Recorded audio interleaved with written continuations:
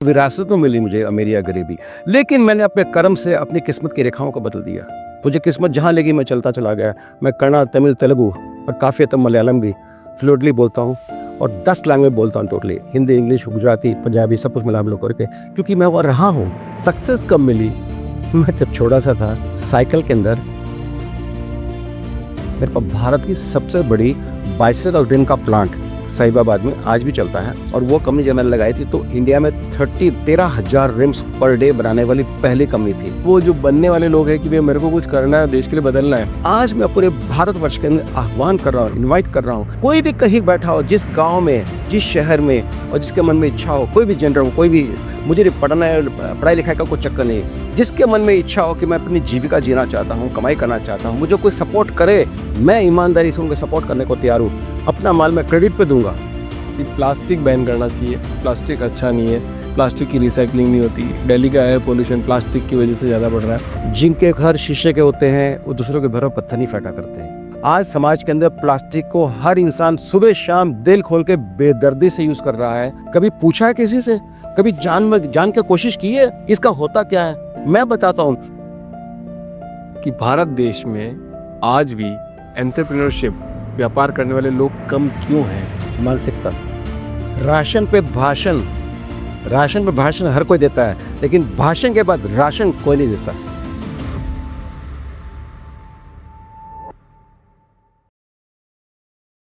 सुशील sir, बहुत बहुत स्वागत है आपका द फाउंडर्स ड्रीम के अंदर। सर, एक छोटी सी कम्युनिटी बनी हुई है। फाउंडर सपना देखता है कि मुझे आज कोई प्रोडक्ट बनाना है, पूरे देश की अर्थव्यवस्था को चलाने में मेरा कोई योगदान करना है। एक छोटा सा डेटा शेयर करता हूँ सर, मैंने 500 लोगों के साथ पॉडकास्ट किए हैं पिछले 1 साल में, 500 फाउंडर के साथ में।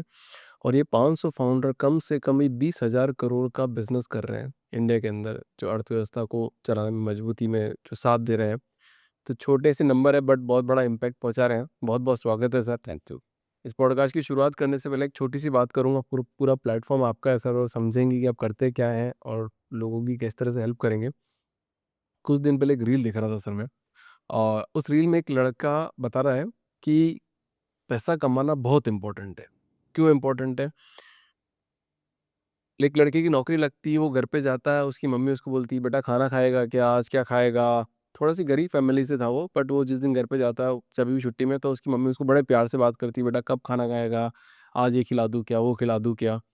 एक दिन उसने वीडियो बनाया कि मैंने नौकरी छोड़ दी किसी कारणवश, कि मेरे को कंपनी में परेशानी हो रही थी या मैं कुछ कुछ करना चाह रहा था, और पिछले 15-20 दिन से मैं घर पे बैठा था। और पहले मम्मी पूछती थी खाना खाएगा क्या, और उस दिन पापा ने मुझसे बोला अरे इसको भूख लगी है, कुछ खाना खिला दो। तो जो माँ बाप का एटीट्यूड है वो उसी दिन चेंज हो गया कि बच्चा पैसे कमा के घर पे नहीं ला रहा है। तो यहाँ पे मैं एक हमेशा डायलॉग देता हूँ सर, और वो बहुत फेमस डायलॉग है पूरे पॉडकास्ट इंडस्ट्री के अंदर, कि जेब में छेद होने के पहले अगर खुले पैसे गिरते हैं, उससे पहले रिश्ते टूट जाते हैं। एब्सोल्युटली। तो पैसे कमाना बहुत इंपॉर्टेंट है, और ये आज का पूरा पॉडकास्ट पैसे कमाने पे डेडिकेटेड करते हैं सर, कि हर आदमी को, हर बंदे को पैसा कमाना बहुत इंपॉर्टेंट है, भरपूर पैसे कमाएं, क्योंकि गरीबी एक अभिशाप है, उससे निकलना आपकी जिम्मेदारी है। ठीक है, आपका दायित्व है। अगर आपके पेरेंट्स उस में थे, उस ट्रैप में थे, तो आपका निकलना आपकी जिम्मेदारी है। तो बहुत बहुत स्वागत करता हूँ सर। आई एम सॉरी, बीच में आपको इंटरप्ट कर रहा हूँ। आपने इतनी प्यारी शुरुआत की है। प्रैक्टिकल एक इमोशनल फीलिंग के साथ साथ में एक एक अपने पुराने दिन याद आ गए, क्योंकि मैं गरीब पैदा हुआ था भी, अभिषेक जी। और कभी ऐसा वक्त भी आया हमारे सामने कि खाने के लिए भी ढंग से पैसा नहीं था। क्या नहीं सहा जिल्लत। कहते ना, गरीब होना पाप है, गरीबी एक श्राप है, गाली है। और उसको मैंने सहा है। मेरे मुंह पे लोग बोलते थे ये भूखा नंगा है, भिखारी है। मैंने सोचा मैं गरीब पैदा हुआ, उसमें मेरी गलती नहीं है। और हमारे late doctor APJ Abdul Kalam, हमारे ऑनरेबल प्रेसिडेंट, कहते थे गरीब पैदा होना गुनाह नहीं है, गरीब मर जाना गुनाह है। तो मैं गरीब पैदा हूँ, उसमें मेरी गलती नहीं है, वो विरासत में मिली मुझे अमीरी या गरीबी, लेकिन मैंने अपने कर्म से अपनी किस्मत की रेखाओं को बदल दिया। इसलिए आज जो भी कंपनी चलाता हूँ, देश के नाम है। सर, पॉडकास्ट में सबसे पहले ही आप मेरे को आपकी 52 साल की लर्निंग पहले ही शॉर्ट में बताएंगे कि 52 साल की लर्निंग क्या रही है सर। फिर आगे इस पॉडकास्ट को बढ़ाएंगे और लोगों को बताएंगे कि आपके साथ जुड़ना कैसे है, पैसे कैसे कमाने हैं।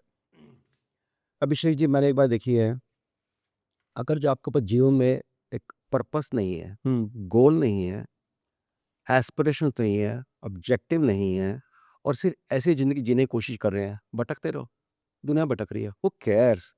भीड़ में एक अकेला है, जब शुरू करता है तो कारवां बन जाता है ना?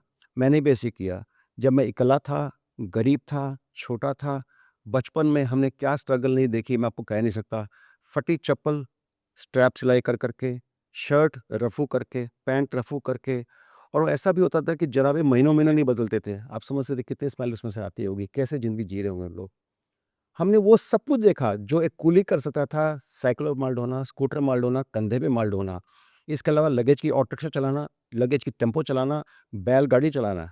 मुझे नहीं लगता आज के जीवन में लोग इस बात को रिलेट भी कर पाएँगे कि कोई ऐसा कर सकता है। मैंने सब कुछ किया है, सब कुछ करके यहाँ तक पहुँचा हूँ।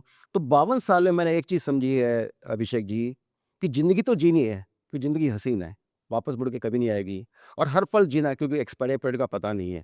लेकिन जीने के लिए अगर जो आपके पास कला है, आर्ट ऑफ लिविंग है, आपको लगता है कि हाँ भी मेरे पास कुछ उसूल है, जिसमें मेहनत हो, डिसिप्लिन हो, ईमानदारी हो, शराफ़त हो, आपको एस्पिरेशन हो, एम्स हो, ऑब्जेक्टिव्स हो, आपके पास दिल में जुनून हो, जोश हो, जज़्बा हो, जलवा हो और आप जीवन में कुछ पाने की कामना रखते हो, करने की कामना रखते हो, तमन्ना रखते हो, तो मैनिफेस्ट होता है, ब्रह्मांड आपको शक्ति देता है, आपको फ्रेंड्स मिलाता है, आपको ऐसे लोगों से जोड़ता है, धीरे-धीरे आप ज़िंदगी में अपनी राह बना लेते हैं। सुशील जी इतना आपने आसानी से शब्दों में आसान शब्दों में कह दिया पर मुझे मैं श्योर हूँ इस बारे में कि इतना आसान नहीं रहा होगा। पर 13 साल की उम्र से आपने काम करना स्टार्ट किया और आपने बोला कि एक ऑब्जेक्टिव होना चाहिए, माइंडसेट होना चाहिए। पर एक 13 साल के बच्चे को माइंडसेट, ऑब्जेक्टिव, क्लैरिटी, गोल ये सब कैसे पता होगा? नहीं होता है। उस उम्र में तो इंसान भटक जाता है, कन्फ्यूज़ हो जाता है, डरा रहता है, सहमा रहता है, रोता है, भटकता है, बिलखता है, हर एक के सामने भीख माँगता है। मैंने भी हाथ जोड़-जोड़ के भीख माँगी, यार मुझे कोई गाइडेंस दे दो यार, कोई मार्गदर्शन दे दो यार, मुझे कुछ सामान दे दो यार, मुझे कुछ एक्स्ट्रा डिस्काउंट दे दो यार, मुझे कुछ सपोर्ट कर दो यार। एंड बिलीव मी लोगों ने देखा तो तिरस्कार की निगाहों से थूका, जूते मारे, फिर पीछे से बात भी करते, भूखा नंगा है, अकल तो है ही नहीं इसको, कुछ नहीं कर सकता है ज़िंदगी में। लेकिन आप ये मान के चलिएगा उसमें अपने आत्मबल को मेंटेन करके चलना, आत्मविश्वास को मेंटेन करके रखना और अपने ऊपर भरोसा रखना। अभिषेक जी मैं एक बात कहना चाहता हूँ, अगर जो आप अपने आप पे भरोसा नहीं करते तो ज़िंदगी में आपके ऊपर कोई भरोसा नहीं करता। आपको अपने पर भरोसा करना बहुत ज़रूरी है। जब मैंने बचपन में जिल्लतें देखी तो मेरे दिल में एक ही बात आई, सुशील अग्रवाल कुछ करना है, कुछ पाना है। जब 12-13 साल की उम्र में होश भी नहीं सँभाले थे, मूछें भी नहीं आई थी, तब मैं छोटी-सी साइकिल की दुकान होती थी हमारी बैंगलोर में। आर्कॉट सेवा चर्च स्ट्रीट के ऊपर चिकपेट के अंदर और वहाँ छोटी-सी साइकिल स्पेयर पार्ट्स की दुकान में छोटे-छोटे पार्ट्स को बेच-बाच के हम धीरे-धीरे पैसा कमाते थे।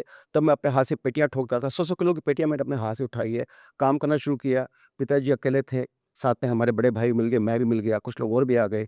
करते-करते छोटी दुकान चलाते-चलाते एक ऐसा वक़्त आया कि जब हमारे पास कमाई जितना भी कर लो साल की, वो 30-35 हज़ार पूरा। उसमें इतने हम 5 भाई-बहन, इसलिए हम भाई-बहन कैसे सोते थे? जैसे बेड ऐसे लगा है, तो ऐसे नहीं सोते थे। ऐसे-ऐसे सोते थे, उससे क्या होता टाँगें लटक जाती थी, क्योंकि सोने के लिए जगह ही नहीं थी। वही मतलब जैसे कहता एक ही वही बेडरूम, वही ड्राइंग रूम, वही सब कुछ। तो हमने जब इस प्रकार की ज़िंदगी जीनी शुरू करी, तो मेरे दिल में एक ही तमन्ना आई कि अब मुझे कुछ करना है, कुछ पाना है। उस तमन्ना और पाने की कामना ने, जुनून ने मेरे को अभिषेक जी मुझे आज ये बात कहते हुए खुशी और गर्व है और मैं लोगों को बताना चाहता हूँ अपने लाइफ़ हिस्ट्री से कि मैं अब आज आपसे जब बात कर रहा हूँ, मैंने अपने लाइफ़ में 15 बिज़नेस चेंज किए हैं। अब मैं 15, 16, 17 3 बिज़नेस में चला रहा हूँ और मैंने अपनी लाइफ़ में 22 घर बदले हैं। मुझे किस्मत जहाँ ले गई मैं चलता चला गया। मैं कन्नड़, तमिल, तेलुगु और काफ़ी हद तक मलयालम भी फ्लुएंटली बोलता हूँ और 10 लैंग्वेज बोलता हूँ टोटली। हिंदी, इंग्लिश, गुजराती, पंजाबी सब कुछ मिला-मिला करके क्योंकि मैं वहाँ रहा हूँ। मेरा केरला में 12 साल ऑफ़िस था, चेन्नई में मेरा ऑफ़िस था, 50 साल हैदराबाद में रहे हमारा ऑफ़िस, हमारा घर भी है, बैंगलोर मेरा 30 साल घर रहा। तो मैंने कहता ज़िंदगी ने मेरे को जितने थप्पड़े दिए, मैं सुनता चला गया, लेता चला गया। मैंने किस्मत को अपना साथी बना लिया, उससे लड़ा नहीं, इसलिए आगे कामयाब हुआ। सर लैंग्वेज जितनी ज़्यादा लैंग्वेज सीखते हैं ऐसा बोला जाता है कि उतना ज़्यादा इंटेलेक्चुअल आदमी होता जाता है। क्या आपको ऐसा फ़ील हुआ कि आपको और चीज़ें लर्निंग होती गई लाइफ में, बहुत सारी आप लैंग्वेज सीखते गए, आपको चीज़ें और ज़्यादा समझ में आती गई और क्लैरिटी होती गई? पर इसके पहले एक सवाल कि क्लैरिटी आपको आई कब सर? क्योंकि वो डिकोड करना बहुत ज़रूरी है आज क्योंकि 13, 14, 15 सालों में 15 बिज़नेस किए। पहला बिज़नेस कब किया? सक्सेस कब मिली? मैं जब छोटा-सा था, तो हमारे यहाँ साइकिल के अंदर एक हेडलाइट डायनामो आती है, उसको डायनामो बोलते हैं। हाँ। डायनामो था, एक पीछे एमेच्योर था। हुँ। तो उसको उससे कनेक्ट करके एक वायर आती थी, उसकी केबल आती थी, वो कोई बनाता नहीं था। तो मैंने पहले बार छोटी सी उम्र में जब मैं मुश्किल से 12-13 साल का होगा, हाँ। मैंने एक मशीन लगाई, उसको फ्लाई व्हील वाली मशीन बोलते हैं, हैंड मशीन होती थी, फ्लाई वाली मशीन बनाई, मोल्ड बनवाया, उसके अंदर वो केबल बना-बनू करके मैंने अपनी कंपनी का नाम रखा सुप्रीम इंडस्ट्रीज़। Supreme industries. एक बच्चे की सोच देखिएगा। और और मैंने उसको काम को शुरू किया और ये बात हमारे पिताजी को नहीं पता थी। हमारे घर में किसी को नहीं पता थी। मैंने अकेले से काम शुरू किया 13 साल की उम्र में ही और उसको कर-कुरा करके मैंने जब प्रोडक्ट बना करके मार्केट में बेचना शुरू किया तो लोग हैरान हो गए। हमारे पिताजी बोले, "ये तूने कब बना लिया?" उसकी डिमांड रहती थी हाँ। और बहुत मुश्किल से लोगों को माल मिल पाता था, तो मैंने बेचना शुरू किया। यानी कि वो एंटरप्रेन्योर का बग ना, जो कहता है कि कुछ पाने को, कुछ करने की तमन्ना जो है ना, वो बचपन से ही आ गई थी।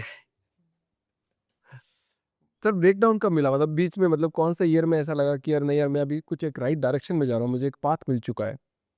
ये बहुत अच्छी बात पूछी अभिषेक जी। ज़िंदगी हिचकोले खाते-खाते सुबह-शाम आप सोचिए 8:30 बजे हम दुकान खोलते थे, रात को 1-1 बजे तक दुकान बंद करते थे, साइकिल पार्ट्स की दुकान। उस एरिया में फ़ेमस था कि रात को ये अग्रवाल की दुकान ही खुली रहती। हमारी कंपनी का दुकान का नाम था अग्रवाल सेल्स कॉर्पोरेशन, जो साइकिल के पार्ट्स बेचते थे। तो पुलिस वाले भी जानते थे ये रात को लेट तक काम करते हैं, हम लोग को डिस्टर्ब नहीं करते थे। जब वो सब कुछ करके आप समझ लीजिएगा अभिषेक जी, मैंने जब अपनी आँखों से अपना अपने खोली आँखें खोली, 1973-74 की बातें हैं, मैं जब 13 साल का था, आई एम 65 61 बॉर्न हूँ। तो उसके बाद में मेरे 88 तक हमने वो साइकिल की दुकान चलाई। तो मैं 1982 तक उस दुकान को चलाता रहा और कर-कुरा के मैंने तेज़ी से थोड़ा-सा काम बढ़ाया, सब कुछ किया, लेकिन फिर भी कमाई इतनी अच्छी नहीं थी। एक बार एक ऐसा ब्रेक मिला, आई स्वेयर मेरी ज़िंदगी बदल गई अभिषेक जी। हमारे ही एक रिश्तेदार जो बहुत ही अच्छे इंसान थे, प्यार करते थे, वो एक दिन मेरे को बोले, "सुशील, एक काम करो, आप ये जो पार्ट्स-वार्ट्स का काम करो।" उन्होंने देखा था कि ये बहुत मेहनती है और बहुत ही एग्रेसिव रहता है, पता नहीं सुबह-शाम दौड़ता रहता है, क्या-क्या करता है। तो बोले, "एक काम करो, आप हमारा ना गैस स्टोव, मिक्सर, गीज़र ये सब बेचना शुरू कर दो।" उनका डिस्ट्रीब्यूशन, उनका मैन्युफैक्चरिंग का काम था फरीदाबाद में, अच्छा बड़ा काम था, बड़ा नाम था। तो हमें लगा कि भी वो बेचने आते थे, तो उनको लगा कि किसी और को कोई और काम कर रहा है, तो इनको क्यों ना काम दे दूँ। सही बात है। तो मैंने कहा, "जी अच्छा ये बताओ, हमें क्या मिल जाएगा?" तो उन्होंने कहा, "अभी जैसे 1000 गैस स्टोव बेचोगे महीने के, तो ₹50 के हिसाब से मार्जिन तो मिनिमम मिलना ही मिलना है, ₹100 मिल सकते हैं।" तो मैंने कहा, "जी ₹50 के हिसाब से तो 5,000 ही बनते हैं।" बोले, "नहीं बेटा, आपको कैलकुलेशन गलत कर गए। एक चेक करो, 1000 इंटू 50, ₹50,000।" मैंने कहा, "क्या? ₹50,000 की कमाई 1 महीने में हो सकती है?" आई स्वेयर संडे का दिन था, मुझे याद है, हम क्रिकेट खेल रहे थे, वो निक्कर-विक्कर पहनी हुई थी। मैं फट से उठ खड़ा हुआ, मैंने कहा, "जी एक काम करो।" मैं अपने कपड़े बदल के खड़ा हो गया हूँ। अब मुझे बताओ करना क्या है? मैंने सारे काम मैंने छोड़ दिए। हाँ। अभिषेक जी, उस दिन मैंने साइकिल पार्ट्स का काम छोड़ा, मेरे बड़े भाई पिताजी थे, वो सँभाल रहे थे। मैंने छोड़ा, मैंने कहा, "जी आज ही, अभी इसी वक़्त काम शुरू करूँगा।" बोला, "ठीक है चलो, लेट्स गो टू केरला।" हम शाम की ट्रेन पकड़ के अगले सुबह-सुबह केरला पहुँचे, वहाँ ऑफ़िस लगाया, वहाँ से शाम को निकल के वापस आए, बैंगलोर में ऑफ़िस लगाया। मतलब 24 घंटे में 2 जगह ऑफ़िस लगा के हमने काम शुरू किया और उसके बाद मैंने मुड़ के कभी नहीं देखा ज़िंदगी में। वाओ! एक गैस स्टोव ने आपकी पूरी ज़िंदगी चेंज कर दी एकदम से। एब्सोल्यूटली, पता है इससे बड़ी इंस्पिरेशन क्या हुई? गैस स्टोव के साथ में मिक्सर, गीज़र, गैस स्टोव और इसके अलावा हम लोग grinder, wet grinders, cold stove ऐसी चीज़ें बनाते थे। फिर हमारे मन में आया कि वॉशिंग मशीन बनाएँगे, फिर हमने अप्लायंसेस की बिज़नेस ट्रेडिंग शुरू कर दी हुँ। और बड़ा इंटरेस्टिंग ट्विस्ट आया। क्या ट्विस्ट आया? एक दिन मेरे पास एक लेडी आई, बोली जी मुझे 25 गैस स्टोव चाहिए। तो मैंने कहा जी आप 1 गैस स्टोव ले लीजिए, 25 का क्या करोगे? हुँ। बोला नहीं, मेरे पास गैस की एजेंसी है। मैंने किसकी एजेंसी है? तो प्राइवेट सेक्टर में कोई गैस वाले आए हैं, तो उनकी एजेंसी है मेरे पास। मैंने देखा उसके लेटरहेड के ऊपर, तो जो कंपनी का नाम था, उस पर टेलीफ़ोन नंबर नहीं था। मैंने टेलीफ़ोन नंबर कहाँ है इसका? तो बोले टेलीफ़ोन नंबर अभी आया नहीं है। मैंने इसका टेलीफ़ोन नंबर नहीं है, तुमने उस गैस की एजेंसी ले ली? हाँ जी, हमने ले ली। मैं शॉक्ड हो गया। मैंने हाथों-हाथ अभिषेक जी, मैंने अपनी सीट छोड़ी, आई स्वेयर, मतलब मेरे को कुछ आदत है, थोड़ा मैं एग्रेसिव हो जाता हूँ। छोड़ करके मैंने फट जा करके उसको देखा, वो कौन है कंपनी, कहाँ बैठी है, मैं उससे मिलने भी गया, सब कुछ देखा। मैं देखा यार बिल्कुल ऑर्डिनरी से बच्चे से जिनको कुछ ज़्यादा पता नहीं है, माननीय मनमोहन सिंह जी ने लिबरलाइजेशन ने बोला था कि प्राइवेट सेक्टर में एलपीजी बॉटम लाइन आ सकता है। तो मैंने जैसे ही समझा कि ये काम करने जैसा है, मैंने कहा मैं तो गैस स्टोव बेचता ही था, प्रॉब्लम क्या है? मेरे को तो एलपीजी बॉटम लाइन लगाना है। मैंने रातों-रात एलपीजी बॉटम लाइन लगाने के 45 डेज़ तक मैं जहाँ साइट पे मैंने काम शुरू किया था नेलमंगला के पास, बैंगलोर से करीब 25-30 किलोमीटर दूर है। तो वहाँ पे मैंने जब फैक्ट्री लगाई 45 दिन मैं घर नहीं गया। दिन-रात फैक्ट्री लगाने में लगा रहा और मैंने रातों उसको खड़ी करके जब मैंने उसको लाइसेंस लिया, तो chief controller of explosive Nagpur ने लाइसेंस देने से मना कर दिया। मैंने कहा, "क्यों नहीं दे रहे आप हमको लाइसेंस?" बोला, "प्राइवेट सेक्टर में मैं इतना बड़ा लाइसेंस आज तक दिया नहीं है। आप पूरे नॉर्थ इंडिया की सॉरी साउथ इंडिया की सबसे बड़ा एलपीजी बॉटल लगा रहे हो, हमें डर है कि आप सँभाल पाओगे कि नहीं सँभाल पाओगे।" तो मैंने उसको शुरू किया और मेरे खुद की कंपनी का नाम एशिया एलपीजी प्राइवेट लिमिटेड, आज भी है, बैंगलोर में कंपनी चल रही है। उसके नाम से सिलेंडर निकलते थे जो पूरे देश में, मतलब पूरे देश में तो नहीं, पूरे साउथ इंडिया में हर जगह मैं इतना पॉपुलर, इतना फेमस हो गया था। लोग ये मान के चलेगा, प्रैक्टिकली सेलिब्रिटी जैसी फीलिंग आने लग गई थी। लोग मुझसे मिलने के लिए एक हफ्ता इंतजार करते थे, इंटरव्यू अपॉइंटमेंट ले करके दे करके, कि भी कैसे भी सर से मुलाकात हो जाए और हमारी ज़िंदगी बदल जाए। तो ये मेरे लिए एक सेकंड ब्रेक बहुत बड़ा रहा। वो कंपनी आज भी चल रही है। आज भी चल रही है। लेकिन क्या हुआ अभिषेक जी, एक स्टेज ऐसी आई जब हम काम कर रहे थे और मेरे पास बहुत अच्छे कॉन्ट्रैक्ट्स थे। मेरे पास कोई अमेरिकन कंपनी के साथ में मेरा कॉन्ट्रैक्ट भी हो गया था और मेरे पास आईओसी की एक फैसिलिटी थी मैंगलोर के अंदर, जहाँ से मैं इंपोर्ट कर सकता गैस को इंपोर्ट कर सकता। लेकिन फॉर सम रीज़न थोड़ा सा गवर्नमेंट कंपनियों की रेजिस्टेंस थी। उनके लिए एक छोटा सा काम था, हमारे लिए बहुत बड़ा काम था। हमें कभी कभी ये तकलीफ आई तो हमने महसूस किया कि गैस कभी कभी मिलती नहीं थी हमारे को। तो आप सोचिए कि अगर जो सिलेंडर खाली पड़े हैं तो लोग क्या सोचेंगे।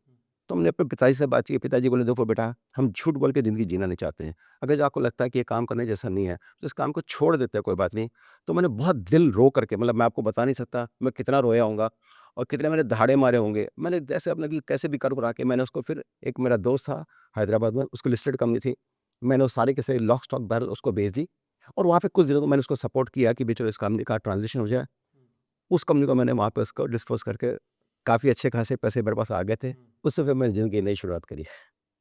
15 कंपनीज आपने बनाई। जी। 15 कंपनीज आज चल रही है या 15 कंपनीज बंद हो गई है और 16वीं कंपनी चल रही है, 16वीं, 17वीं, 18वीं? नहीं, सारी तो बंद नहीं हुई है। उसमें कम कुछ कंपनियाँ तो ऐसी थी जो मैं चलाता था, कुछ ऐसी थी जो पार्टनरशिप के अंदर थी या पार्टनरशिप थी, पार्टनर्स उनको चला रहे हैं। तो इसलिए मैं ये नहीं कहूँगा कि सारी चीज़ बंद हो गई। हाँ, लेकिन जैसे साइकिल पार्ट्स का बंद था, हमने बंद कर दिया। अप्लायंसेस का बिज़नेस हमने बंद कर दिया। एलपीजी प्लांट से हम एग्ज़िट हो गए। हम एक डिस्पोजेबल ग्लास बनाते थे, उससे एग्ज़िट हो गए। ऐसे साइकिल रिम बनाते थे। मेरे पास भारत की सबसे बड़ी बाइसिकल रिम का प्लांट सईबाबाद में आज भी चलता है। मैं उसका कोर प्रमोटर हूँ, को-फाउंडर हूँ। और वो कंपनी जब मैंने लगाई थी तो इंडिया में 13,000 रिम्स पर डे बनाने वाली पहली कंपनी थी। तो उस कंपनी को हम चला रहे हैं। वो अब आज भी कंपनी चल रही है। मेरे पार्टनर्स हैं, मेरे रिलेटिव्स ही हैं, वो सब उसको देखते हैं। तो ऐसे कई कंपनियाँ चल रही है। मैं आगे बढ़ता चला गया। स्टेप बाय स्टेप मैंने ज़िंदगी में हर कदम में, जैसे मेरी गरीबी मेरे से जब लड़ रही थी, तो रोज़ दंगल करता हूँ। दंगल में क्या होता है, 4 बार मुझे पछाड़ती है, 6 बार मैं पछाड़ता हूँ। ऐसे करके मैंने स्टेप बाय स्टेप, और 4 स्टेप पीछे में तो 6 स्टेप आगे। मेरे उसके बीच में एक झड़प है, सुबह-शाम हर रोज़ लड़ाई है, रोज़ लड़ता हूँ आज भी। करके धीरे-धीरे आगे यहाँ तक पहुँच गए। और आप मान के चलिए अभिषेक जी, आज इतने सालों का एक्सपीरियंस होने के बाद ना, मैं प्रैक्टिकली क्या नहीं, सब कुछ समझता हूँ, सारा इकोसिस्टम समझता हूँ। इंजीनियर से बात करूँगा तो उनको लगेगा ये इंजीनियर होगा। फाइनेंस में बात करूँगा, लोग सोचे फाइनेंस का एक्सपर्ट होगा। मार्केटिंग की बात करूँ, सोचे लोग एमबीए होगा। अब किसको बताऊँ कि मैं तो 12वीं क्लास हूँ। सुशील सर, ना आपने बोला कि 52 सालों की लर्निंग, गरीबी से आप लड़ते-लड़ते आप हर चीज़ एक्सपर्टीज़ समझने लग गए, तो द फाउंडर्स ड्रीम पॉडकास्ट में आए हैं। तो फाउंडर्स के लिए, एस्पायरिंग फाउंडर बहुत ही पॉडकास्ट देखते हैं। कम्युनिटी छोटी, बट वो जो बनने वाले लोग हैं कि भैया मेरे को कुछ करना है, देश के लिए बदलना है। मैंने आपको बताया था 500 लोगों ने कितना कर दिया और आगे वाले लोग कितना कर देंगे। तो कुछ ऐसे स्टेप्स बताओ आप कि ये कंपनी अच्छे से बिल्ड करी जा सके और प्रॉफिट भी कमाया जा सके? Thank you very much. 2 बातें बताना चाहता हूँ मेरे भाई। पहली, तो आज मेरा सौभाग्य किस बात के लिए है, मेरे पास 4 प्लांट है इस समय। हुँ। अच्छे खासे और मैसिव क्वालिटी के प्लांट है। 20,000 पीस फर्नीचर पर डे का हम बनाते हैं इस समय। मुझे लगता नहीं भारत में इतनी जल्दी कोई बनाता होगा, उसको अभी बढ़ाकर एक्सपैंड कर रहे हैं तेजी से। तो आप मान कर चलिएगा कि भी मेरी मेरी जो मैन्युफैक्चरिंग कैपेसिटी है, इसके अंदर सबसे ब्यूटी मेरी क्या है, मैं पूरे भारत में 24 स्टेट में 30,000 डीलर नेटवर्क के साथ काम कर रहा हूँ। और हमारी कंपनी स्टॉक एक्सचेंज पे लिस्टेड है, Bombay stock exchange, national stock exchange के मेन बोर्ड पे।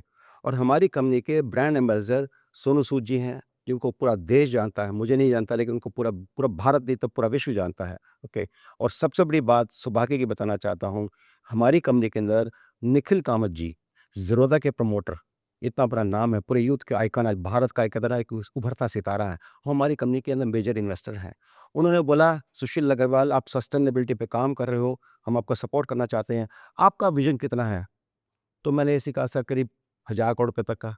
तो हँसने लगे, बा 1000 करोड़ नहीं, $1 billion. Dream is I give you an target, $1 billion का बिज़नेस चाहिए मुझे, आप इतना मार्केट क्रिएट करके दीजिए। मैंने कहा रियली?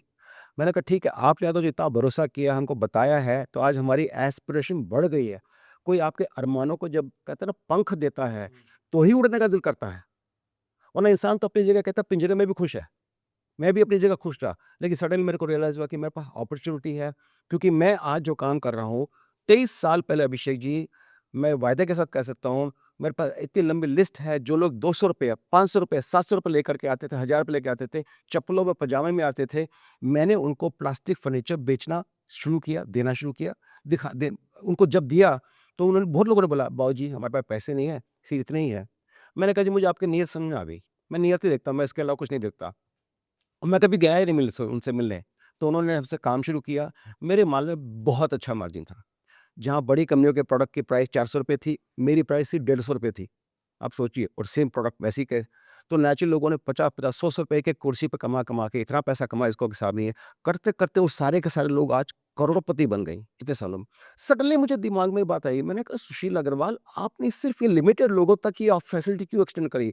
आज मैं पूरे भारतवर्ष के अंदर आह्वान कर रहा हूँ, इनवाइट कर रहा हूँ, कोई भी कहीं बैठा हो, जिस गाँव में, जिस शहर में, और जिसके मन में इच्छा हो, कोई भी जेंडर हो, कोई भी, मुझे नहीं पढ़ना है, पढ़ाई-लिखाई का कोई चक्कर नहीं है। जिसके मन में इच्छा हो कि मैं अपनी जीविका जीना चाहता हूँ, कमाई करना चाहता हूँ, मुझे कोई सपोर्ट करे, मैं ईमानदारी से उनको सपोर्ट करने को तैयार हूँ।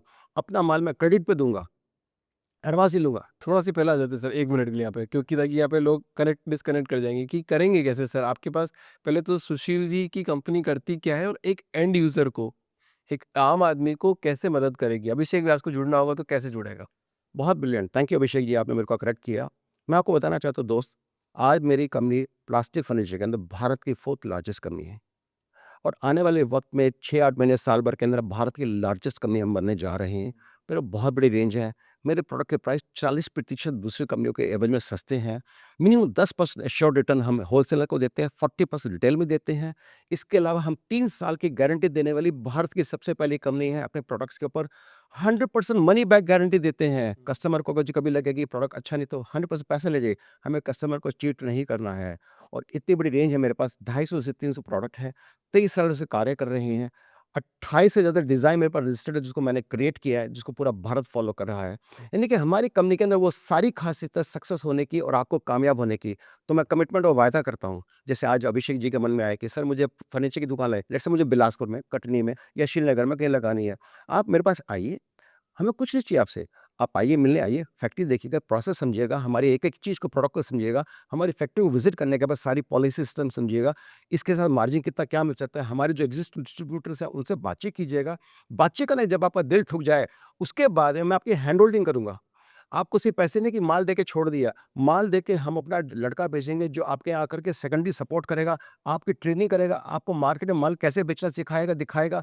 कॉन्फ्रेंस करनी है तो मैं खुद आऊँगा कॉन्फ्रेंस करने के लिए आपके एरिया में, ताकि डीलर नेटवर्क सेट किया जा सके। आपको कैटलॉग है, आपको पीओपी मटेरियल्स है, सब कुछ देंगे। करके आपको कामयाब करना हमारा जिम्मा है। सिंपल शब्दों में समझो, आज अभिषेक व्यास को एक फर्नीचर की दुकान लगानी है, सुशील जी के पास आएँगे, आप मेरी नीयत देखेंगे कि भैया कि मैं काम करना चाहता हूँ या नहीं चाहता हूँ। आप मेरे को फुल सपोर्ट करके क्रेडिट पे माल देके मेरा एक दुकान लगा के सेट करके देंगे, वहाँ से आगे अपनी जर्नी में जी सकता हूँ। एब्सोल्युटली अभिषेक जी, जो आपने कहा है, ये 100% वर्बाटिम यही सेम है, यही सच्चाई है। और एक बड़ी इंटरेस्टिंग बात अभिषेक जी, कभी कोई कहता है ना, बरकत होती है, किसी के नाम में, किसी के काम में। हम इतने पुराने खिलाड़ी हैं, मैं इस इंडस्ट्री का, लोग मेरे को डैडी ऑफ प्लास्टिक बोलते हैं। 23 साल पहले मैंने जब शुरुआत की थी, तो रिसाइकिल प्लास्टिक से शुरुआत कर करके मैंने फर्नीचर बनाना शुरू किया। लोग बोलते थे फेल हो जाएगा, ये चल नहीं सकता है, ये इसके बस की नहीं है, नहीं होगा। कई साल तक लोग मुझे वॉच करते रहे। आज करते-करते पूरे भारत वर्ष के अंदर करीब 5,000 करोड़ रुपए का इकोसिस्टम क्रिएट किया, उसके लिए मैं रिस्पॉन्सिबल, मैंने शुरुआत की। लोगों ने मुझे देखा-देखी बोला, "अरे! ये तो कामयाब हो गया, चलो हम भी लगाते हैं, हम भी लगाते हैं।" और बहुत लोग आए भी, मैंने उनको सपोर्ट किया। आज भी मैं पूरे भारत का नेशनल प्रेज़िडेंट हूँ फर्नीचर मैन्युफैक्चर एसोसिएशन का। हर साल पोज़ीशन चेंज होती है, 7-8 साल हो गए, जब से बना हूँ, आज तक चेंज नहीं हुई। वो कहता है, "सर, आपके बिना कोई नहीं है।" और सबसे बड़ी बात, इस सब के साथ-साथ में, जो आप आपने कहा कि हाँ, भी ये मैं एक बड़ी इंटरेस्टिंग बात बताऊँ हुँ, आपको अभिषेक जी, जैसे एवरो का प्रोडक्ट आपके पास आ गया। राइट। ये आवाज़ मार्केट में जैसे ही जाएगी, सारी कंपनियाँ, भारत में जितनी कंपनियाँ हमको जानती हैं, तो वो सारी कंपनियाँ, जैसे कोई मैट्रेस बनाने वाला है, कोई अलमारी बनाने वाला है, कोई वुडन फर्नीचर वाला, अरे एवरो का डिस्ट्रीब्यूटर है, फिर तो अच्छा ही होगा। उन्होंने सोच समझ के रखा हो, माल दो उसको। आपके बिना सवाल पूछे आपको माल देना शुरू कर देंगे, तो आपने शुरुआत मुझसे की थी, 10 कंपनी आपके पास और आ गई, रातों मालूम पड़ा हर कंपनी का प्रोडक्ट आपका बिक रहा है और आपकी तो चल गई ना गाड़ी।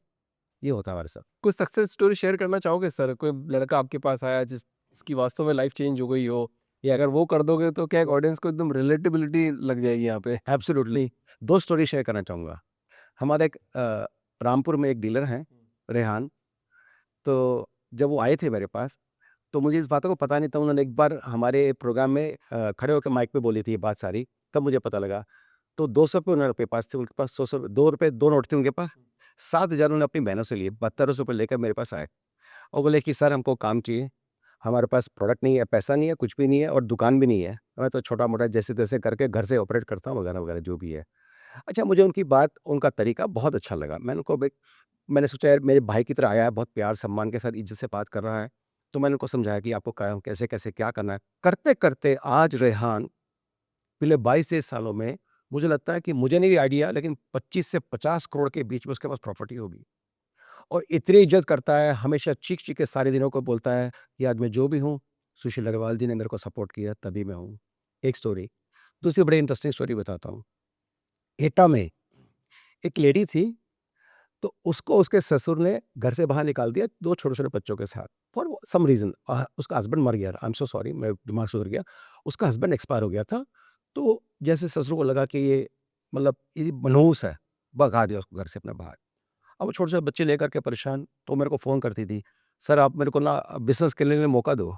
तो मैं बोला, "यार क्या टाइम वेस्ट कर रहे हैं बिना बात के, एक घर की लेडी, छोटे-छोटे 2 बच्चे हैं, पैसा-धंधा कुछ है नहीं, एबीसीडी आइडिया नहीं, कभी ज़िंदगी में किया नहीं, कैसे करेगी?" उसने कई महीनों तक मुझे छोड़ा नहीं, चेज़ करती रही। फिर एक स्टेज पे आके मेरे को फ्रस्ट्रेशन हुई। मैंने, "अच्छा तुम चाहती क्या हो?" तो बोले कि, "जैसा मुझे आप माल दो, मैं वायदा करती हूँ आपको पैसे दे दूँगी। मेरे पास पैसा नहीं है, लेकिन मैं कमा-कमा के दे दूँगी।" मुझे पता नहीं अभिषेक जी, ऐसा लगा कि यार कोई ईमानदारी से बात कर रहा है और अगर जो कोई आज किस्मत का सताया हुआ है, तो हमारा फ़र्ज़ बनता है कुछ करना।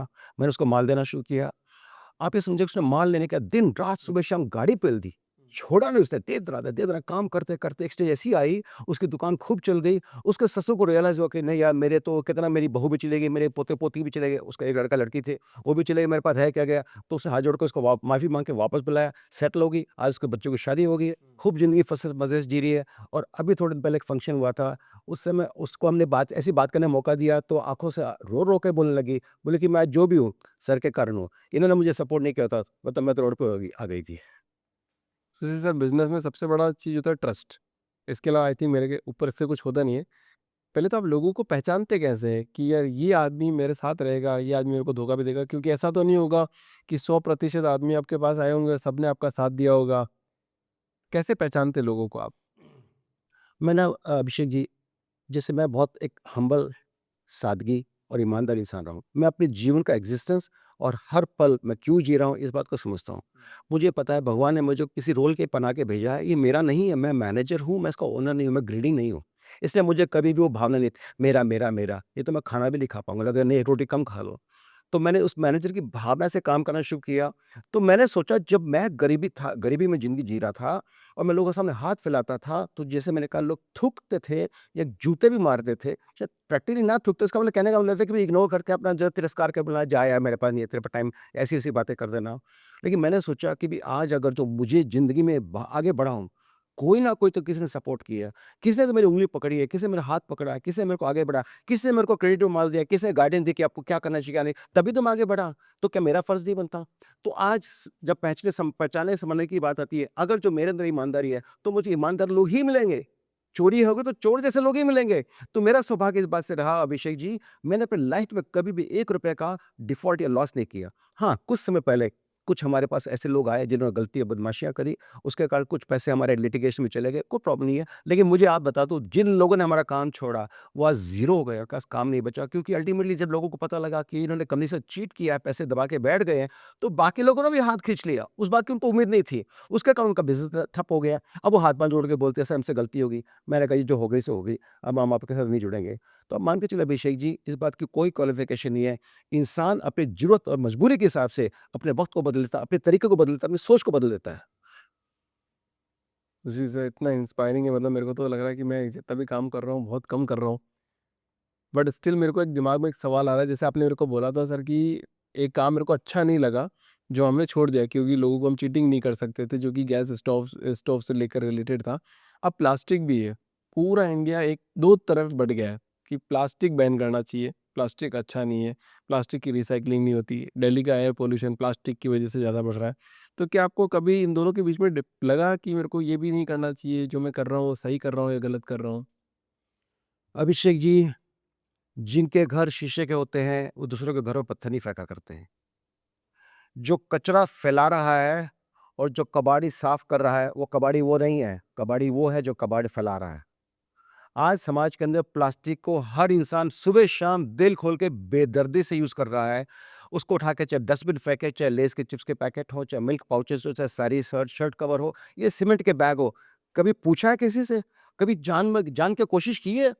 इसका होता क्या है? मैं बताता हूँ, आपको सुनकर शॉक लगेगा कि 25 मिलियन मेट्रिक टन हमारे देश में हर साल खपत होती है। उसमें 10 मिलियन मेट्रिक टन रोडों पे फेंक दिया जाता है। दुर्भाग्य है हमारे देश का, पर्यावरण को किस प्रकार का नुकसान पहुंचाया जा रहा है। कौन कर रहा है ये? हम और आप जैसे लोग, पढ़े लिखे लोग, समझदार लोग कर रहे हैं। गांव के लोग नहीं कर रहे हैं, हम ही कर रहे हैं ये सारा का सारा। और वही लोग बोलते हैं प्लास्टिक इज बैड। मैंने कब बोला it's good? It is bad absolutely. 100-200 साल तक डिकम्पोज नहीं होता है, और अगर जो डिकम्पोज होगा भी तो टॉक्सिसिटी क्रिएट करता है, 60 साल को खत्म कर देगा। लेकिन आप क्या कर रहे हैं? आप प्लास्टिक पर्यावरण में इतने और फैला रहे हैं। आज 1 करोड़ टन पूरा साल में जब प्लास्टिक को फेंक दिया जाता है रिवर्स ओशन डेज में, आप देखिए कैसे बेदर्दी लोग फेंक देते हैं उठा करके, और कभी सोचते नहीं है आने वाले वक्त में 2035 तक ये आंकड़ा बढ़ के 60 मिलियन मेट्रिक टन कंजप्शन हो जाएगी। 35 मिलियन मेट्रिक टन स्क्रैप निकलेगा। कौन इसको ठीक कर रहा है? आप सोचिए अभिषेक जी, मैंने एक पर्सनल मिशन लिया था 23 साल पहले, जब लोग सर्कुलर इकोनॉमी क्या था, रिसाइकलिंग क्या होते हैं, सर्कुलरिटी क्या होता है, उसका वर्ड भी पता नहीं था लोगों को। तब मैंने शुरुआत की थी कि रिसाइकल प्लास्टिक उठा करके उससे प्लास्टिक फर्नीचर बना करके पूरे भारत में बेचा, और बेचने के बाद लोगों को एस्टैब्लिश किया कि ये भी काम किया जा सकता है, जिसके कारण 5,000 करोड़ रुपए का इंडस्ट्री का इकोसिस्टम शुरू हुआ। आज बवाना बवाना नरेला दिल्ली में जितनी फैक्ट्री लगी है, 15,000 यूनिटें काम करती है दाने के पीछे।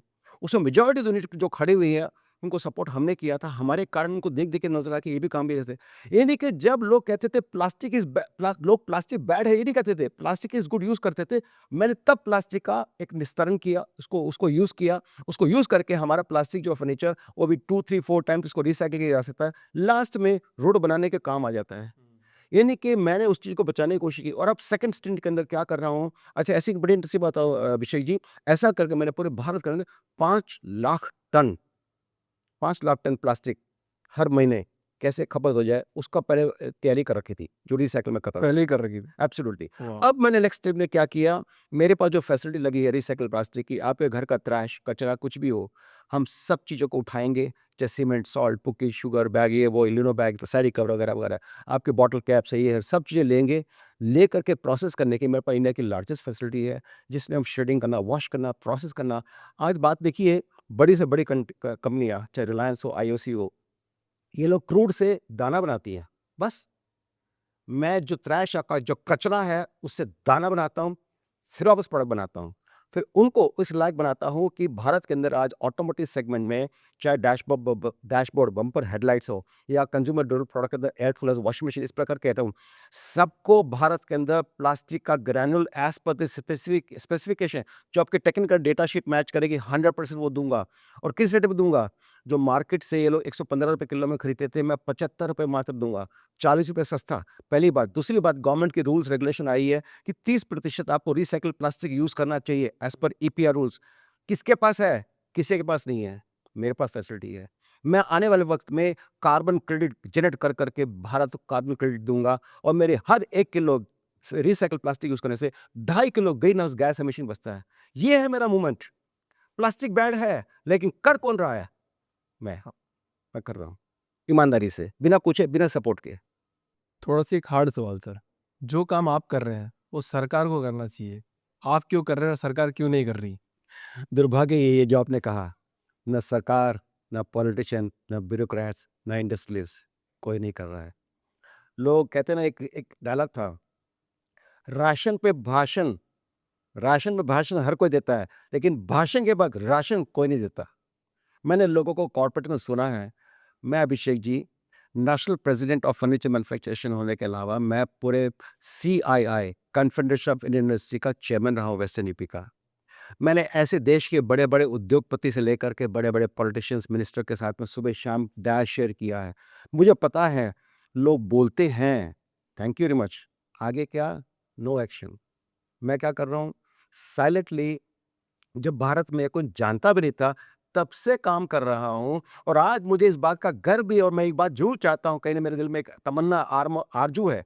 हर एक के दिल में कुछ पाने की तमन्ना होती है, मेरे दिल में पाने की तमन्ना है। मैं चाहता हूँ कि मेरी आवाज़ माननीय प्रधानमंत्री जी तक पहुंचे और वो मेरे को ब्लेसिंग देके बोले, सुशील जब मैं सीएम भी नहीं था तब तुमने काम शुरू कर दिया सर्कुलर इकोनॉमी पे, क्योंकि ऑनरेबल पीएम सर ने G20 में दिल्ली डिक्लेरेशन के अंदर 2 पैराग्राफ स्पेशली इस बात के डलवाए कि प्लास्टिक को पर्यावरण के लिए बचाने के लिए ये करना है, रेड कार्पेट वेलकम करना है। मैं उन दिनों कर रहा था जब लोग पहचानते नहीं थे और आज मैंने उसकी स्पीड बढ़ा दी है। बढ़ा करके मैं क्या कर रहा हूँ, भारत में जितने लोग गरीबी रेखा के नीचे ज़िंदगी जी रहे हैं, मैं सप्लाई चेन मैनेजमेंट सेट कर रहा हूँ कि वो सारे के सारे, आप मत कीजिएगा, लेट अस से एक पल के लिए किसी का प्लास्टिक है आस-पास, चलो मैं यहाँ पे एक आप फिगर भी ओपन करता आपके सामने, चलो ₹20 किलो के हिसाब से मुझे प्लास्टिक दे दो, कुछ भी दे दो, आई डोंट केयर। मैं उसको अपने आप सॉर्ट आउट कर लूँगा, सॉर्ट आउट करके क्या करना है करने की कोई बात नहीं। आप लेट अस से अगर जो मुझे 10 किलो प्लास्टिक दे दिया तो ₹200 आपको हाथों-हाथ मिल गए, तो आपका एटलीस्ट पर डे का खाना-पीना तो सब कुछ कंट्रोल हो जाए, टेकन केयर हो जाएगा। मैं ऐसे भारत में जितने लोग जुड़ना चाहें उनको जोड़ना चाहता हूँ। हज़ारों नहीं लाखों लोग, 5 लाख लोगों का सपना है मेरा। साथ-साथ में कोई कबाड़ी है, कोई इंडस्ट्रियलिस्ट है जिसके इंडस्ट्री का कचरा निकल रहा है, समझ नहीं आती बेचना किसको, हमसे बात कीजिएगा, हम आपको पोल्यूशन का लाइसेंस भी देंगे, आपसे सामान भी खरीदेंगे। सेग्रीगेटर, एग्रीगेटर है, बहुत सारे एनजीओ उनको दिल पाता है, अरे कोई मूवमेंट चलाना चाहिए। बुरा मत मानिए, with due respect to everybody, movement तो चलाते हैं। मूवमेंट का इफेक्टिवनेस क्या है? ग्राउंड रियलिटी क्या है? सिर्फ बातें-बातें करने से देश के अंदर जागरूकता तो आ गई, बच्चों को पता लग गया कि हाँ, प्लास्टिक बैड है, नहीं करना चाहिए। लेकिन उसको खत्म कौन कर रहा है? उसको ठीक कौन कर रहा है? मैं कर रहा हूँ। मेरे साथ जुड़ना चाहते हैं, जुड़ जाइएगा, क्योंकि आपके सोचने से पहले मैंने उसकी उसकी शुरुआत ऑलरेडी कर दी है। और अगर जुड़ के हम बहुत बड़ा मूवमेंट बना सकें, तो मैं ये चाहता हूँ अभिषेक जी, भारत में मिलियंस और लोगों को एंगेज किया जाए, लाइवलीहुड दी जाए, 50,000 करोड़ रुपए का इकोसिस्टम क्रिएट किया जाए। जो हमारा foreign exchange, precious foreign exchange दाना खरीदने में या क्रूड खरीदने में जाता था, वो बचाया जाए। यहाँ पे रेवेन्यूज, टैक्सेस, जॉब्स क्रिएट किए जाए और ग्रीन हाउस गैस एमिशन की मैं आपको बात कह ही चुका हूँ कि हर किलो के पीछे बचाने पे 2.5 kilo green house gas emission बचती है। हम कार्बन क्रेडिट क्रिएट करने जा रहे हैं। प्लीज सपोर्ट द मूवमेंट, जुड़ जाए मेरे साथ। कोई एक्सपेक्टेशन मत रखिए, मैं आपको सबको जीवन में जो प्रगति करनी है, आपको कमर्शियल एंगल है कुछ भी, वो सब फुलफिल करूंगा। भूखे पेट भजन नहीं होता, मैं आपसे कोई फ्री में काम नहीं कराऊंगा। मैं आपको पूरी आपको रेम्यूनरेशन दूंगा और इस वैल्यू चेन में करते करते हम इकोसिस्टम क्रिएट करेंगे, एक मूवमेंट लेके आएंगे, सबका कल्याण करेंगे। सुशील सर, एक सवाल का सिर्फ आप ही जवाब दे सकते हो कि भारत देश में आज भी एंटरप्रेन्योरशिप, व्यापार करने वाले लोग कम क्यों हैं? क्या विडंबना है लोगों की? मानसिकता, हम जब से हम लोगों ने होश संभाला है, हम गुलाम थे, वो जाने में हमारे को 1-2 जनरेशन लग गए। फिर नौकरी की गुलामी जो है वो दिमाग में इतनी बैठी हुई है कि भी गवर्नमेंट जॉब मिल जाए बस भैया, अपने तो कई जन्म सफल हो जाएंगे। वाओ, शायद आपको पता नहीं है कि भैया करना तो ठीक है, कोई बात नहीं, लेकिन वहां जाकर के आप विफल नहीं, वहां पर सक्सेस नहीं होते, विफल हो जाते हैं, क्योंकि आपके पास जिंदगी में कुछ करने के लिए रहता नहीं है बाद में। आज भी है सर, आज भी लोग सोचते हैं गवर्नमेंट जॉब के बारे में? वो सोचते हैं अभिषेक जी, आज आप विद ड्यू रिस्पेक्ट, आपको शायद पता नहीं होगा, यूपी में एक बार स्वीपर के लिए आई थी, तो उसमें पीएचडी डॉक्टर ने भी अप्लाई कर डाला था। पीएचडी डॉक्टर ने अप्लाई कर एब्सोल्युटली कर डाला था कि भी हाँ भी हमारे को उसमें से चाहिए। गवर्नमेंट जॉब का इतना बड़ा एक कहते हैं ना, इतनी गरिमा है। मैं कहता हूँ इट्स ओके, अगर जो आपके दिल में कुछ अरमान है जिंदगी में जीने के बाद, आप एक इंसान के रूप में पैदा हुए, वापस कभी मुड़ के आने वाले नहीं है, आपके अपने भी खुद के अपने सपने होंगे ना, उन सपनों को पूरा करने के लिए आप अपनी बाउंड्री खुद क्रिएट करें कि नहीं, मुझे तो बस 50,000 जेब मिल जाए और मैं उसी में अपनी जिंदगी जी लूंगा, कर लूंगा। सर मैं आपको बताना चाहता हूँ, हम सारे मिडिल क्लास भारतवर्ष के अंदर जितने भी हैं, हम गरीबी से एक स्टेप दूर हैं। क्या स्टेप है वो? जिस दिन कोई बीमारी लग जाएगी, उस दिन हम गरीब हो जाएँगे। घर का सब कुछ बर्तन भांडे बिक जाएँगे। यानी हमारे पास कॉन्टिजेंसी के लिए कुछ नहीं है और हम सोचते हैं जितना मिल गया उस पर संतोष कर लो, उसी में अपनी ज़िंदगी जी लो और अपने अरमानों को मार करके और अपने आने वाली जनरेशन के अरमानों को मार करके बस जी लो। It is not true. Entrepreneurship ज़रूरी है। हमारे देश में 8 करोड़ एमएसएमई हैं, 15, 16, 20 करोड़ लोग डायरेक्टली एम्प्लॉयड हैं और करीब-करीब 50 करोड़ लोग एंगेज्ड हैं। एमएसएमई पूरे भारत की बैकबोन है। एमएसएमई जहाँ नहीं होती, इंडस्ट्री नहीं चलती, देश प्रोग्रेस नहीं करता। और हमारे यहाँ जिस प्रकार से प्रगति आ रही है, मोबिलिटी बढ़ गई है, कनेक्टिविटी बढ़ गई है, एयरपोर्ट से लेकर पोर्ट्स का, रोड्स का, सब कुछ चीज़ें फर्स्ट क्लास हो गई है और इवन अदरवाइज़ इंटरनेट की कनेक्टिविटी हर जगह चल रही है, आप देख रहे हैं 24 पूरे देश के अंदर। ऐसे में गाँव से लेकर शहरों तक हर इंसान को बिज़नेसमैन जैसे किसान था, किसान was a businessman. He was the first historical businessman जिसने किसान ने बिज़नेस करके और पैसा कमा के देश का पेट पाला है। इसी प्रकार से आज आपको इकोनॉमिकली स्ट्रांग बनाना है और आपको बता दूँ मैं, मेरे पास डेटा है अभिषेक जी, क्योंकि मैं सीआईआई का चेयरमैन रहा हूँ, कि आईएमएफ से और चीफ इकोनॉमिस्ट डेटा आया था कि भारत की इकोनॉमिक स्थिति जो होगी 2030 तक हम वर्ल्ड की 3rd लार्जेस्ट इकोनॉमी बन जाएंगे। America, China, India. और 2050 तक भारत सेकंड लार्जेस्ट इकोनॉमी होगा, अमेरिका को पीछे छोड़ चुके हैं। ये डेटा मेरे पास ग्रांट थॉर्नटन का रिलीज़ किया हुआ है, डॉक्यूमेंटेड है, मैंने नहीं क्रिएट किया। यानी कि वो सारे आंकड़े बताते हैं कि हम किस तेज़ी से बढ़ रहे हैं। ये कौन लाएगा? ये कौन पैदा करेगा? ये बड़े इंडस्ट्रीज़ तो कर ही रहे हैं, सुबह-शाम आप देखिए उनके पास काम की कोई कमी नहीं है। उनके पास तो हर रोज़ रात को सोते हैं तो 2 कंपनी खरीद ली, नई सुबह उतरता है फिर 2 कंपनी फिर खरीद ली। यानी कि इस तेज़ी से बढ़ रहे हैं। लेकिन छोटा एंटरप्रेन्योर, एमएसएमई एंटरप्रेन्योर तरस रहा है, नहीं, नहीं, नहीं, मुझे नहीं करना चाहिए, फेल हो जाएँगे। अरे कोशिश तो करो। आपने खुद अपने आप रिज़ाइन कर दिया। जिस दिन अपने आप को फेल्योर मान लिया, उस दिन आप फेल्योर हो जाएँगे। जब तक आप कोशिश करते हैं, आप फेल नहीं हो सकते और कोशिश कामयाब होती है। सर आप कबाड़ी वालों को भी सपोर्ट करते हैं, यस। तो कबाड़ी वालों को ऐसा क्या करना चाहिए कि आज उनकी इनकम 3x बढ़ जाए और वो इस पाथ पे बढ़ जाए? क्या बड़ी अच्छी बात बोली Abhishek ji. I swear, thank you very much, आपने इतना प्यारा सवाल पूछा। ये जितने कबाड़ी वाले हैं, इनको कबाड़ी वाला बोला जा रहा है। ये नॉट कबाड़ी वाला देश का कचरा उठा करके कलेक्ट करके और उसको उपयोगी बनाने की कोशिश करे, वो कबाड़ी वाले नहीं है। वो आपको कहते हैं ना, आपके जो गंदगी कर रहे हैं आप लोग, उसको उसको ठीक कर रहे हैं। तो उन लोगों को मैं ये कहता हूँ कि आपके पास जो भी प्लास्टिक जिस रूप में भी हो, आप अपने इर्द-गिर्द जितने भी 100-200 किलोमीटर के, 100-200 नहीं, चलो मैं कहता हूँ लेट्स से 10-20-50 किलोमीटर के दायरे में जितना प्लास्टिक चाहिए कलेक्ट करते ले आओ। अच्छा, आपके मन में वैसे इतना कलेक्ट कर लिया, दूँगा किसको? आप हमसे बातचीत कर लीजिएगा।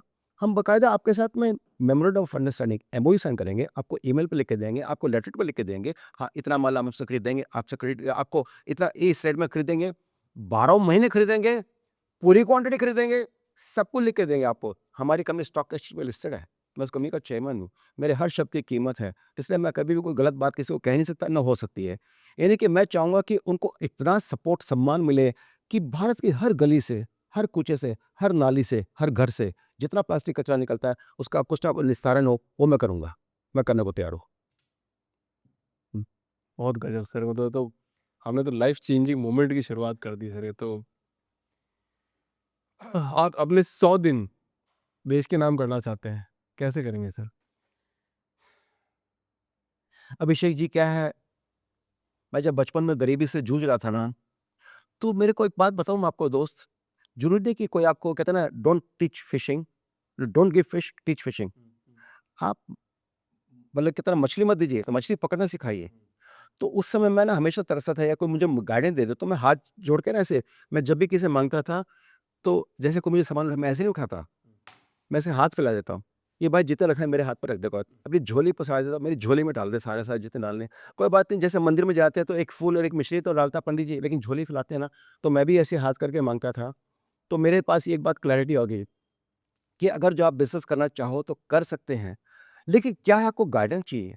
अच्छा, मैंने क्या हुआ, जब ज़िंदगी में एक्सपीरियंस पाया 52-53 साल का, काम करते-करते, और साथ-साथ में 15 बिज़नेस बदले, 22 घर बदले, तो बहुत कुछ समझ लिया। फिर मेरे को कभी किसी कॉलेज वाले ने बुलाया, जी आप एक बार छोटा-सा लेक्चर देने आइए। मैं गया, काइट बिज़नेस स्कूल गाज़ियाबाद में है, पहली बार उनके यहाँ गया था, 2008-9 की बात हो, मुझे याद नहीं आ रहा है इस समय। उन्होंने कहा जी दीजिए, तो मैंने कुछ समझाया तो उनको बड़ा अच्छा लगा। इसके साथ मैं बहुत सारे रोड शोज़ करता था, जहाँ पे डिस्ट्रीब्यूटर कहीं जा करके कॉन्फ्रेंस मीटिंग करता था। तो जो मैं बातें कहता था, तो मैंने देखा धीरे-धीरे लेडीज़ बच्चे आने लग गए। मैंने कहा ये क्यों आते हैं भई? हम तो बिज़नेस की बात करते हैं। बोला नहीं सर, आपकी बहुत सारी बातें सुनने आते हैं जो आपको पता नहीं आप क्या-क्या कहते हो, क्या-क्या समझाते हो, ये रिकॉर्ड करके ना सुनते हैं बाद में। अच्छा, मैंने कहा अच्छा ऐसी बात है? तो मेरी ज़िंदगी की ओरिएंटेशन ही बदल गई। आज मान के चलिएगा अभिषेक कि मैंने पिछले 15 सालों में, मुझे याद नहीं है, करीब मैंने 800 से ज़्यादा सेशन किए होंगे एंटरप्रेन्योर्स के लिए, कॉलेज के लिए, फैकल्टीज़ के लिए, और बहुत सारे अदरवाइज़ बहुत सारे लेट्स से सीआईए के लिए, इन सब के लिए। और मेरा एस्टिमेट ये कहता है 15-16 लाख से 20 लाख लोगों को मैंने ट्रेन किया होगा, जिसमें करीब मैं मान लेता हूँ तो 8-10 लाख तो कॉलेज के बच्चे ही होंगे। मैं 40 से ज़्यादा कॉलेज में जाता हूँ और बीटेक, एमबीए, फार्मा स्टूडेंट्स को ट्रेन करता हूँ, ओरिएंट करता हूँ, इंक्लूडिंग फैकल्टीज़ को ट्रेन करता हूँ। और मैं आज करीब दर्जन कॉलेज का प्रोफ़ेसर हूँ, जो उन्होंने ऑफ़िशियल मुझे डिग्री दी है। और सबसे बड़ी बात है, मैं खुद कॉलेज कभी नहीं गया। तो आज मन में भावना क्या आती है? मुझे अगर जो किसी ने सम्मान दिया, मुझे मार्गदर्शन दिया, तो मैं यहाँ तक पहुँचा, तो मैं आज उनको जाके मेंटरिंग करता हूँ, गाइडेंस करता हूँ, सुबह-शाम एक-एक चीज़ हैंड होल्डिंग करता हूँ। अपना 30 साल पुराना मोबाइल नंबर बच्चों को दे के आता हूँ कि आपको ज़िंदगी में कभी किसी की ज़रूरत हो, इंडस्ट्री विज़िट पे आना है, अगर जो आपको जॉब चाहिए, इंटर्नशिप पे आना है, आइए, आपको कॉलेज से पूछने की ज़रूरत है, मुझसे जुड़ जाइएगा, मैं आपका पर्सनली टेक केयर करूँगा। तो ऐसा करके जब मैंने महसूस किया कि लोगों की ज़िंदगियाँ बदल रही है बहुत तेज़ी से, तो मेरे दिल में एक भावना आई, सुशील अग्रवाल, तुम्हारे एग्जिस्टेंस पे देश का कर्जा है, क्योंकि तुम गरीब पैदा हुए थे और आज यहाँ तक पहुँचे हो, तो देश ने तुमको सम्मान दिया है। तो देश का कर्जा है, तो मेरा फ़र्ज़ है अपना कर्जा पूरा करके जाऊँ। उसको पूरा करने के लिए मैं भारत के अंदर जितने भी कॉलेजेस हैं, जहाँ भी हो कोई भी, मैं हर जगह जाऊँगा, सारे के सारे जितने भी बच्चे हो, चाहे आईएएस अकेडमी हो, चाहे किस प्रकार आईएम हो, कहीं पे भी जाना हो, मैं जाने को तैयार हूँ। उनको वहाँ पे समझा के, बता के एक चीज़ ए टू जेड मेंटरिंग करके आऊँगा। इंटरैक्टिव सेशन करता हूँ 3-3 घंटे का, वेरी इंटरैक्टिव सेशन। मतलब मेरे सेशन में लोग उठ के जाते नहीं, इस प्रकार का हमारा रहता है। और इच्छा ये है कि भी मेरे को कभी किसी से कुछ नहीं चाहिए, एब्सोल्युटली फ्री ऑफ कॉस्ट। मतलब ना फ्लाइट की, ना होटल की, ना आपके लंच की, मुझे कुछ नहीं चाहिए, आप मुझसे ले लीजिएगा। ऐसा करके मैं अपने देश के यूथ को ओरिएंट करना चाहता हूँ, ताकि मेरा देश जिस हिसाब से हमें मिला था, हमने संभाला, हमसे गलती हुई होगी, हम आपको दे के जा रहे हैं, मेरे देश को संभाल लीजिएगा। उनको सशक्त करना चाहता हूँ। सुशील सर, मेरे लिए भी लाइफ चेंजिंग मोमेंट कर दिया आपने बहुत सारी बातें बता के। इस पॉडकास्ट के कुछ आखिरी सवाल सर, इसमें से सबसे इम्पोर्टेंट सवाल है कि देश का एक तबका है जिसको सबसे ज़्यादा इग्नोर किया जाता है, वो है ट्रांसजेंडर। सो सुशील जी, आप ट्रांसजेंडर को कैसे सपोर्ट कर रहे हैं? आपने ना ऐसा इमोशनल सवाल पूछा है, जब उसकी बात आती है ना, तो दिल करता है धाड़े मार कर रोने लग जाए। दुर्भाग्य है इंसानियत का कि हम ये कहते हैं स्त्री पुरुष, बस। क्या उनकी लाइफ नहीं है? ट्रांसजेंडर ट्रांसजेंडर को पैदा नहीं करता, किन्नर से किन्नर को पैदा नहीं करता। हमारे समाज में से हमारे बच्चे निकल के जाते हैं, जो किसी कारणवश उनके साथ में जो भी प्रकृति ने खेल किया, किया होगा। लेकिन क्या हमारा समाज का कोई फ़र्ज़ नहीं? आप देखिए अभिषेक जी, भारत में कभी भी कहीं दिखा दीजिए, कोई होटल हो, रेस्टोरेंट हो, या कोई थिएटर हो, या कोई प्लेटफ़ॉर्म हो, पॉडकास्ट पोडियम हो, कहीं पर भी नज़र आए, नहीं आते हैं। ऐसा क्यों? इनको गुमनाम ज़िंदगी जीने में कौन मजबूर करता है? और दुर्भाग्य की बात ये है, इनको कोई काम भी नहीं देता है। मैंने रिकॉर्डिंग की थी 3 दिन पहले, लाइव रिकॉर्डिंग। मैंने पूछा, जी आप काम के लिए करते हैं? बोला, अरे बाबू हमारी कोई सुनता कौन है? बोला, हमको कोई बोलता थोड़ी, आपको काम थोड़ी देता है। बोला, रखेगा भी तो 2-4 गाली सुना के दे देगा, फिर हमको शक ही निकाल देगा, वो भगा देगा, ये कर देगा, वो कर देगा। दुर्भाग्य है, जो किन्नर बचपन से पैदा होकर आखिरी सांस तक जब जीता है, तिरस्कार के अलावा कुछ नहीं देखता है। तो आज मेरे दिल में एक भावना आई, भगवान ना करे ये कभी हमको देखना पड़े। और आपको बड़ी इंटरेस्टिंग बात बताऊँ, भगवान राम जब जंगल जा रहे थे, तो उनके साथ पूरा समाज जब गया, तो भगवान ने सबको कहा, सारे स्त्री, सारे पुरुष चले जाओ। लास्ट में एक जना रह गया। बोला, आप क्यों नहीं गए? बोला, मैं पुरुष भी नहीं, स्त्री भी नहीं, मैं किन्नर हूँ। तो भगवान राम ने उनको आशीर्वाद दिया था कि आज के बाद आप जिस पे भी आशीर्वाद देंगे, वो आपका आशीर्वाद फलीभूत होगा। यानी कि उनके आशीर्वाद की कामना कब करते हैं, तमन्ना करते हैं, उनसे ब्लेसिंग लेते हैं, लेकिन उनको अपने साथ नहीं बिठाते हैं, अपने बराबर नहीं मानते हैं। भगवान राम की बात मानते हैं, भगवान राम का ब्लेसिंग दिया हुआ बात नहीं मानते हैं। तो कितना बड़ा दुर्भाग्य की बात है। तो मैंने सोचा है कि मैं एक फैक्ट्री लगाऊँगा, एक फैक्ट्री तो शुरुआत की है, जहाँ पर मॉडल फैक्ट्री होगी, जहाँ पर सारे के सारे जो भी मेरे किन्नर भाई-बहन हैं, वो उसी को चलाएँगे, खुद ऑपरेट करेंगे, खुद ओन करेंगे, उसमें किसी का इंटरफेरेंस नहीं है। मैं उनको टेक्नोलॉजी के साथ-साथ मशीन इक्विपमेंट सब कुछ दूँगा, और इस बात का 100% मेरी कमिटमेंट रहेगी कि लॉस मेरा, प्रॉफिट आपका। आप शुरुआत कीजिएगा, पूरे भारत में इस मूवमेंट को चलाएँगे, और इस समाज को अपना कुछ ना कुछ एक कहते हैं ना समृद्धि की तरह लेके चलेंगे, और उनको मान-सम्मान दिलवाएँगे। जी, जी, बहुत शानदार। एक लास्ट सवाल इस पॉडकास्ट का कि सर, प्रोडक्टिव हैक क्या है आपका? मतलब कि एक आदमी अपने आप को प्रोडक्टिव कैसे बनाए? एक ही चीज़ चाहिए, फ़ोकस, फ़ोकस, फ़ोकस। अगर जो आपका फ़ोकस नहीं है, तो आप ज़िंदगी में ना डोल रहे हैं बस, इधर से उधर, उधर से इधर, इधर से उधर। फ़ोकस रख लीजिएगा, कहते हैं ना रस्सी भी घिस-घिस के अपना निशान बना लेती है। अब आप जिस चीज़ पे फ़ोकस करेंगे उसको पालेंगे। जैसे मैं आज आपका पॉडकास्ट करने आया हूँ। ये मेरा पहला पॉडकास्ट नहीं है। मैं जोश टॉक पे भी आ चुका हूँ, टेडएक्स में जाने जा रहा हूँ, और मल्टीपल पॉडकास्ट कर रहा हूँ। क्यों कर रहा हूँ? फ़ोकस। मेरा फ़ोकस है, मुझे अपना मैसेज पूरे भारत में पहुँचाना है कि हेलो, सुशील अग्रवाल आपको एंटरप्रेन्योर बनाने को तैयार है। बिना पैसे के, आपकी नीयत अच्छी, आ जाइए मेरे साथ जुड़ जाइए। मेरी गाड़ी बैठ, चल मैं तेरे को लेके चलता हूँ। इसके अलावा किसी को अगर जो लाइवलीहुड चाहिए तो मेरे साथ आ जाइएगा। अगर जो किसी को मेरे से मेंटरिंग गाइडेंस चाहिए तो मेरे से फ्री ऑफ कॉस्ट पे ले लीजिएगा। एक मिशन के साथ मैं आया, एक फ़ोकस के साथ मैं आया हूँ। ये फ़ोकस ही मुझे कामयाबी दिलाएगा, मुझे पहचान दिलाएगा। मेरे को लगता है हर इंसान को ये करना चाहिए। मैंने जैसे कहा, मैं अपनी अपने एग्ज़िस्टेंस को ये मानता हूँ, मैं हर साँस को जीता हूँ। हर रोज़ जब जाता हूँ घर से बाहर, तो भगवान से, माता-पिता नहीं है, फ़ोटो है, आशीर्वाद लेके जाता हूँ कि जा रहा हूँ। शाम को जब जाऊँगा तो फिर आशीर्वाद लूँगा, मैं आ गया हूँ, है ना? अगले फिर ऐसे ही करता हूँ। तो मैं हर साँस पे ज़िंदगी जीता हूँ। मुझे अपने एग्ज़िस्टेंस का पता है कि मैं क्यों हूँ, और मैंने ऑलरेडी अपना एक्सपायरी पीरियड मुझे पता होने के कारण मैंने अपना रिटायरमेंट डेट और टाइम फिक्स कर लिया। जिस दिन आखिरी साँस लूँगा, that is my retirement date. तब तक मेरे को कोई हक नहीं बनता कि आई एम रिटायर्ड, बिकॉज़ भगवान ने अगर जो मुझे कुछ भेजा है तो पर्पस देके भेजा है। मैं कोविड में चला गया था, 24 दिन बेड पे था, मेरे परिवार वाले देखते थे कि अब गया, अब गया, अब गया। जा रहा था, मुझे नहीं पता अगर जब भगवान ने मुझे बचाया है तो सांसें दी है, इसके पीछे कुछ पर्पस होगा, मुझसे मेरा कुछ कर्म बाकी रह गया, इसको पूरा करना है। मैं अपना रोल अदा करके जाना चाहता हूँ कि कल मुझे जाते वक्त अपने ऊपर गिला शिकवा ना हो या ग्लानि ना हो, और भगवान के सामने जाकर के हिसाब देने में शर्म ना आए। सुशील सर, एक आप मेरे को कार्ड दिखा रहे थे, ऑर्गन डोनर। क्या करते हैं सर अभी आप लोगों के साथ?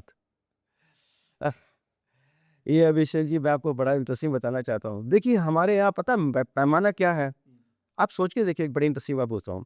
लोग अन्नदान करते हैं, धन दान करते हैं, गौदान करते हैं, कन्यादान करते हैं, पता नहीं क्या क्या दान करते हैं, पता है कि इस भावना से कि हमें अगले जन्म में बहुत कुछ डबल डोकर मिलने वाला है। लेकिन अंग दान की जब बारी आती है, लोग बोलते हैं ना ना अंग मत देना, तो अगले जन्म में नहीं मिलेगा। रियली? आपका दो पैमाने नहीं हो सकते, या तो आप उसको भी देना बंद कीजिए क्योंकि आपने अन्न दिया, धन दिया, वो भी नहीं मिलेगा, और अगर जो मिलता है तो अंग भी मिलेगा। माँ के पास ताकत है देने की।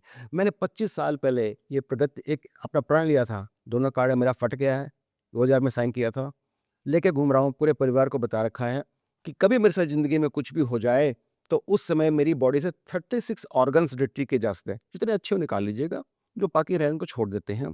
जो बाकी की बॉडी है वो मेडिकल स्टूडेंट को मिलनी चाहिए ताकि वो सीख सकते हैं, कुछ बच जाए तो गंगा जी बहा देना, मेरा जीवन सफल हो जाएगा। मैं जाने के बाद लोगों में जी सकूं, इससे बड़ा सुकून मेरी जिंदगी मैं नहीं समझ सकता कोई दे सकता है। आज अगर जो मैं पैसा दे रहा हूँ, सम्मान दे रहा हूँ, इज्जत दे रहा हूँ, सम्मान दे रहा हूँ, कुछ भी, तो क्या हो गया? प्रकृति ने दिया, प्रकृति को वापस दे दिया। लेकिन जो माँ ने दिया, जो आपके पास है, जो जाने के बाद आप दे सकते हैं, दूसरों में रह सकते हैं, उसको देने में कतई, उसमें भी लोग सोचते हैं क्यों? मुझे समझ नहीं आता। अगर जो आप में हिम्मत है, आपको दानवीर बनना ही है, तो मैं कहता हूँ कि आप अपने जाने के बाद दूसरों में अपनी जिंदगी जी के दिखाइएगा, इससे बड़ा दान नहीं हो सकता। बहुत बढ़िया। और ये भी कहना चाहता हूँ अभिषेक जी, पहले 25 सालों में मुझे याद नहीं है, 10 ही लाख लोगों को मैंने प्लेज करवाया होगा। जहाँ उनसे बाकायदा प्लेज का मतलब ऐसे नहीं कि हाँ जी कर देना, ऐसा नहीं है। दे प्लेज्ड इट, और गवर्नमेंट की एक साइट है NOTTO, नोटो, उस पे जाके मैंने उनको रजिस्टर कराया। मैंने कहा रजिस्टर कीजिएगा और आने वाले वक्त में आप एम्बेसडर बन जाइएगा कि ऑर्गन डोनेशन क्यों होना चाहिए। क्योंकि मैं एक बहुत शानदार वीडियो है मेरे पास, उस वीडियो को देखने के बाद हर इंसान के आंखों से आंसू टपकते टपकते हैं, ऑर्गन डोनेशन पे है कि ऑर्गन डोनेशन क्यों करना चाहिए, किसने किया, उसका क्या फ़ायदा क्या हुआ। पीटी हिंदुजा हॉस्पिटल बॉम्बे वालों ने बनाई थी, बहुत ही प्यारी रील। मैं उसको दिखाता हूँ, फिर अपने कमिटमेंट बताता हूँ, फिर उनसे पूछ रहा हूँ क्या आप करना चाहते हैं? तब लोगों के दिल में आती है हाँ हम भी करना चाहते हैं। बहुत बढ़िया sir. Thank you so much sir. Thank you.